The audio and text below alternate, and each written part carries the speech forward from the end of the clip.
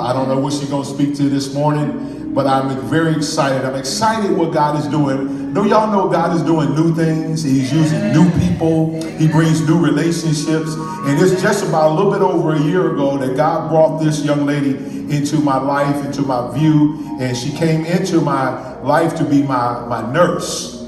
My nurse. And so she's my nurse. She talks to me. I don't listen to her all the time, but she talks to me about my eating habits, my blood pressure, you know, and all that. But she lifts me up. When I talk to her, she lifts me up. And I just laugh at her sometimes. We have a good time. So y'all pray for her as she has to deal with me. But I'm thankful for Nurse Matthews, Elder Matthews, as she's coming. She said, y'all ain't gonna take up all my time. So y'all stand and let's welcome our Elder Matthews to the floor here.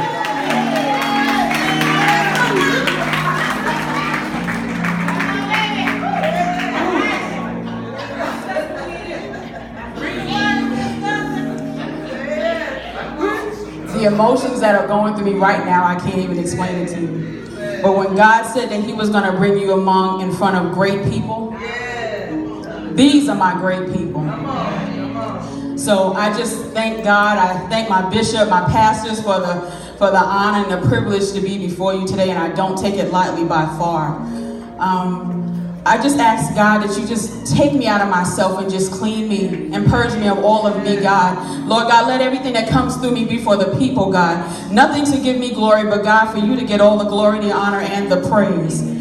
I pray this prayer in Jesus' name, amen. Amen. Good morning, family. Good morning, family. I was trying to figure out, you know, when Lady Pearl gave me that infamous text that somebody told me about. I didn't think it was going to be that deep. And when she sent me that infamous text, I was like, my response was, wow. And then I said, okay, God. And the first thing he said to me was, what are you doing? How bad do you want it? So what I put down here was probably more for me than for anybody else here. But we're going to go to John, the 5th chapter. It's a verse that many know about, many spoke about. But I just want to ask you this morning, what are you doing? How bad do you want this thing? How bad do you want it? And I wrote myself a little note because me and Mike had a meeting this morning about where are you coming from? Amplified, Message, New Standard, King James. So I had to get myself together. So me and Mike are working well this morning, amen. Amen. I want to also thank God for my husband. I don't want to leave him out. Because from the time I got the call until last night, he didn't have the bed by himself. The books had it, the Bible had it. So I just want to thank God for him also. Amen. John 5, and I'm going to be coming from the Amplified Bible. Later on, there was a Jewish feast, a festival, and Jesus went up to Jerusalem. Now in Jerusalem, near the sheep gate, there is a pool, which is called in Hebrew, Jewish, Aramaic, Bethesda, having 5 porticos, alcoves, of colonnades. In this porticos lays a great number of people who were sick, blind, lame, and withered, waiting for the stirring in the water. For an angel of the Lord went down into the pool at appointed seasons and stirred up the water. And the first one to go in after the water was stirred, when the water was stirred, was healed of his disease. There was a certain man there who had been ill for 38 years. 38 years. Could you picture being in some type of wilderness for 38 years? Some of us don't even want to go through it for 38 seconds. But I'm talking about 38 years without giving up and still staying there. So he was there, he'd been ill for 38 years. When Jesus noticed him lying there helpless, knowing that he had been in that condition a long time, he said to him, do you want to get well? Just that simple. Do you want to get well? Do you want to be healed? Do you want to have favor? Do you want to be healed? Just that easy. Do you want to get well? The invalid answered, sir, I have no one to put me in the pool where the water is stirred up. And while I'm coming to get into it for myself, someone else steps down ahead of me. And Jesus said to him, get up, pick up your pallet and walk. Immediately, the man was healed and recovered his strength and picked up his pallet and walked. And at the end it says, now that day was the Sabbath. So what are you waiting for? If it's just that easy, do you want to be healed? What are you waiting for? And I'm going to make it personal. What am I waiting for? It's just that easy. I have 3 points. I'm going to give you the points and then I'm going to go through them. The first point is I need you to forget your past hurts. Forget your past hurts. The next point is going to be I need you to acknowledge and take ownership of where you are.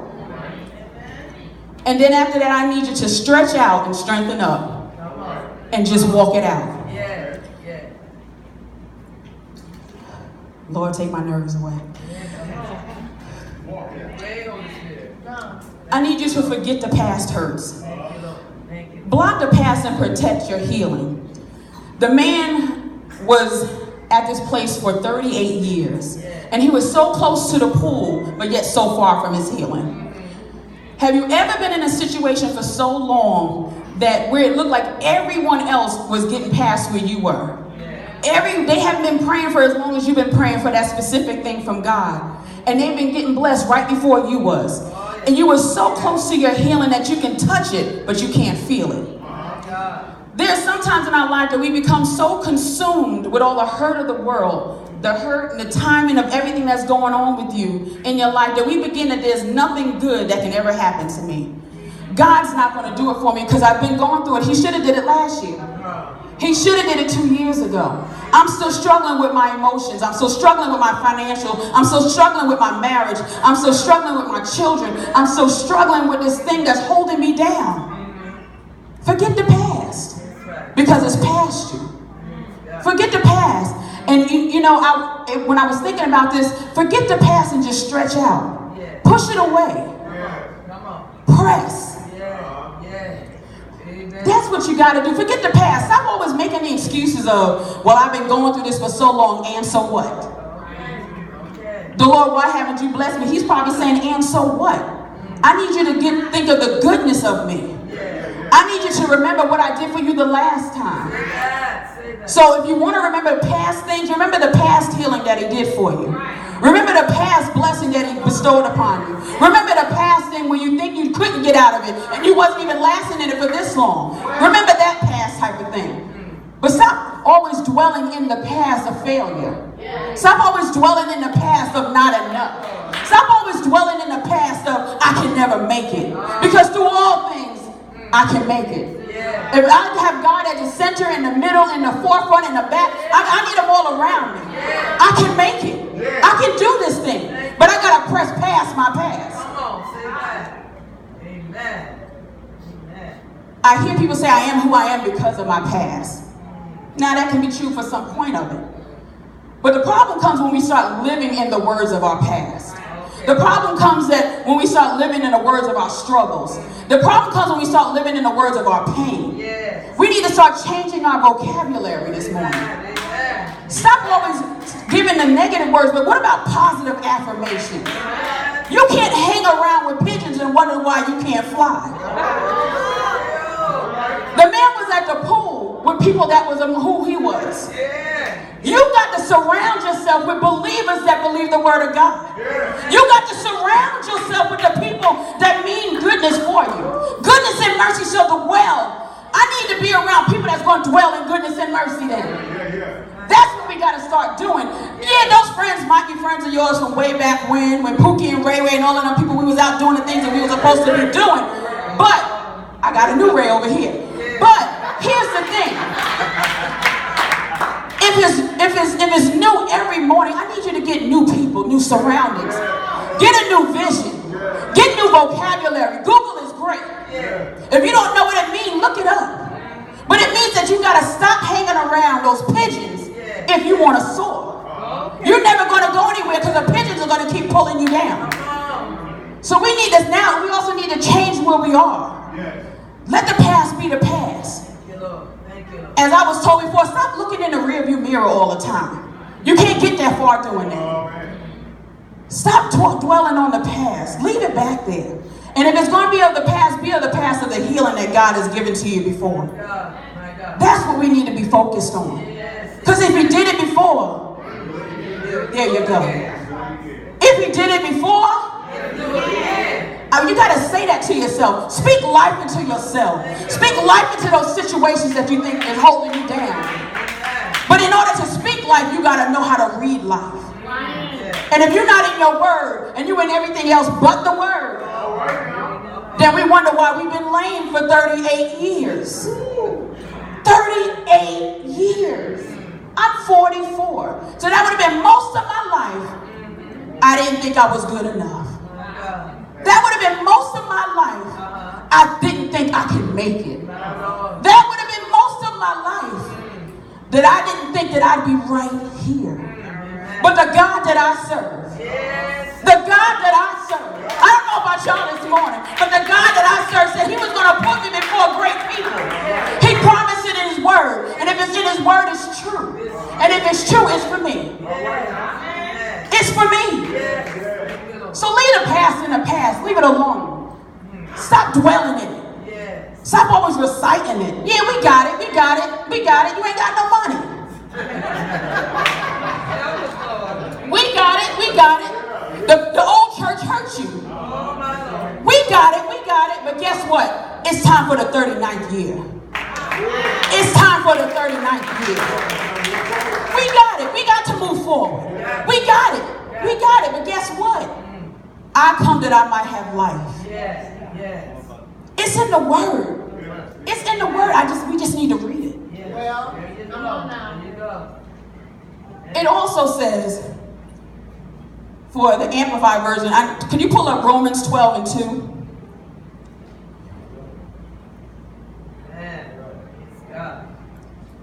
And do not be conformed to this world any longer with its superficial values and customs, but be transformed and progressively changed as you mature spiritually by the renewing of your mind, focusing on godly values and ethical attitudes, so that you may prove for yourselves that what the will of God is, that which is good and acceptable and perfect in his plan and purpose for you. Mike, go back one screen for me. It says, by the renewing, I-N-G, of your mind. It's an ongoing thing. It's an ongoing thing. It's not that today I feel great, I feel good, I'm up here, I got the mic in my hand, I got this. And you don't think that the enemy is going to come to you tomorrow? Better yet, you don't think the enemy might come to you as soon as you sit down? It's the renewing of your mind. Constantly. Constantly. You don't just eat one day, do you? You renew your lips to smack every day. And it's funny, but it's true. So if I need to renew that way, I'm renew with the word. Renew with the word. Renew your mind.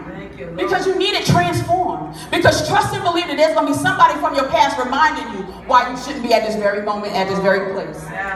There are going to be some haters that are out here to remind you what they need to pull you back to. That is their job. So don't hate on them for doing their job. But my job is to believe that I'm victorious. My job is to believe that I'm healed. My job is to believe that I shall have. My job is to believe that I am the righteousness of God. That's my job. So don't hate on me when I say it. Don't hate on me when I walk in it. I was joking with Kristen today, but it became true in my life. When you got to sit there and you got to walk into a building as a righteousness of God, you got to walk in it like you believe it. So I'm going to just sit there and I'm going to walk in it. Just swing it. But guess what? They're going to believe you more. Why? Because you're walking like you believe it. You got to walk like you believe it. Stop letting them dwell in your past and walk in this thing like you believe it. You can't walk like you're healed if you're walking like you're crippled. You can't walk like you got favor if you're walking like you're a failure. You can't walk like you have financial breakthrough if you're always talking about I ain't got no money.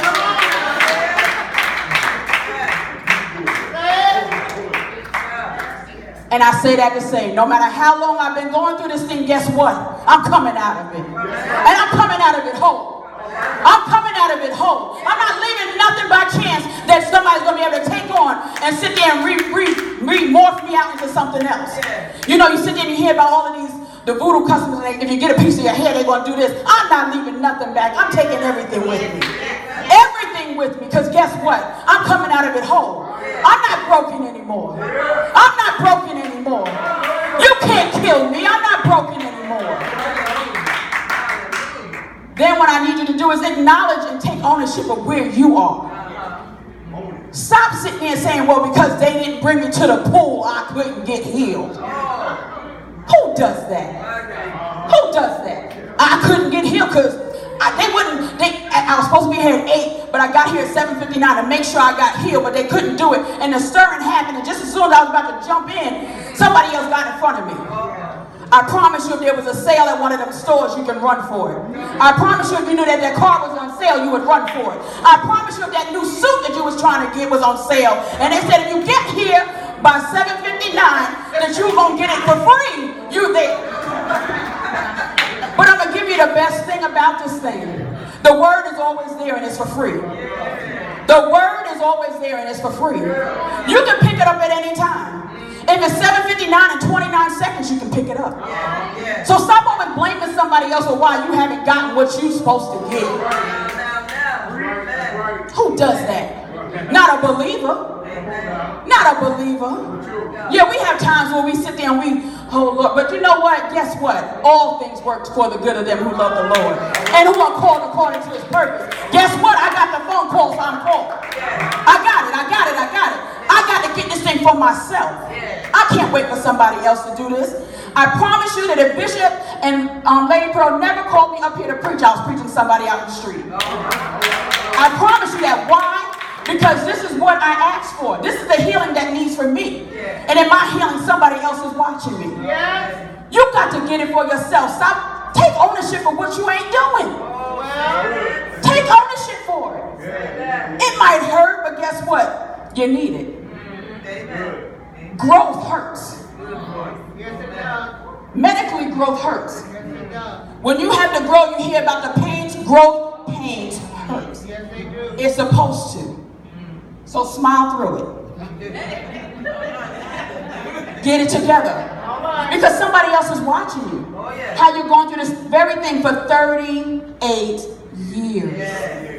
They're watching you. Unbelievers are watching you. Believers are watching you. But as they watch you, you got to go through it like you're supposed to. That's right. He's going to test you because he trusts you. That's why he tests you. This is what we signed up for. You can't go into the military and then wonder why they asked you to do calisthenics. That's why I'm not in the military. You can't do that very thing. Why? Because this is what you, am I right? This is what you signed up for. So be very careful when you say that I want to take on the thing of being a Christian believer. And this week I put up a thing, I posted up on Facebook about religion. Don't be so religious that you forget your relationship. Come on now. It's the religious acts I was talking about. We sit there so much and we think that we're supposed to be healed. We're supposed to have favor. Yeah, he got all, God has this for me. But what are you putting to your faith? What foot to action are you putting with your faith that's going to get you amongst the people that you're supposed to have these things with? Because if you're not doing anything, then it's faulted. If you're not doing anything, you can have the faith of a mustard seed, yes, but a seed has to grow. A seed even has to grow. It can't stay that small forever.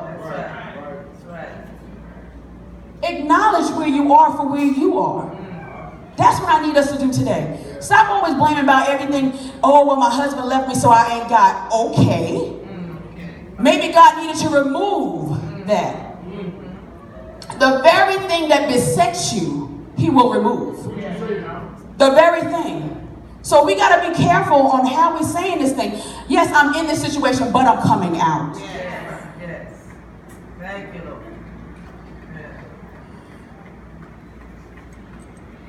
You know, I sit there and I'm thinking about how it would have been easy for me to say, my past situation that brought me here, I don't want to do this anymore. I'm hurt. I'm damaged. I'm being transparent. I'm broken. My relation, I can't trust.